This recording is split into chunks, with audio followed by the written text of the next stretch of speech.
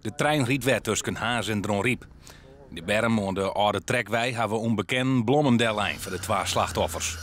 Ze kwamen juster mij Orenbeen Lamkesjen bij boer Sietsma. Bord van Slagwierder. Hoe is het nou met jouzelf, een die letter? Ja, ik ben wel redelijk kalm. Het is wel wat oors en zo's. Maar ja, je doet je werk wat een beetje in. Er komen wat extra mensen bij die op die. Ja, zo is het. Joert werden de eerste veiligheidsmaatregels genomen. Er binnen 2 nieuwe waskogingsbeelden Delzet en boven dat binnen 2 dikke pjellen die het zicht op het spoor verminderen voor het helle. In een later stadium zal de oergang helemaal verdwijnen, die zal volle jaren bepaald weer. Juster wie boer Sietsma nog op een speciale geerkomst op Squallen. Ze vinden het wel mooi dat ik er weer. En wie meer vragen hoe ze met de benen omgaan moesten.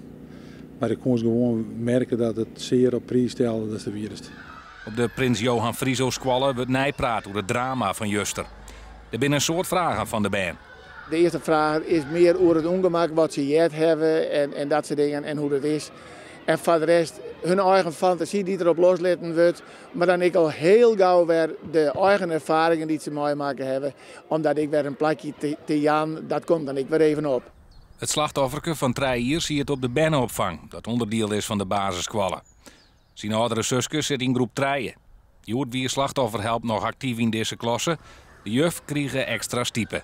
Nou ja, die wordt geholpen om met de band te verhalen wat er gebeurd is. Hoe dat met het klasgenootje gegaan is. En die probeert ik uiteindelijk weer met de band de triet op te pakken. En rond te Jan waar ik het verdriet wat de band hebben over hun klasgenootje die het haar broerke en haar hart verlend is. In Squallen wordt een speciaal bedenkingshoekje met foto's en blommen injochten. Om de impact groot is elk niet alert op het wolwezen van band. Juster is over de direct betrokkenen, dus de hart en mem van de Pjutten, zeg maar, is ik het mooi van informeer wel even je huisarts dat als er verloren binnen bij de band, dat je weet waar het misschien van komen kan.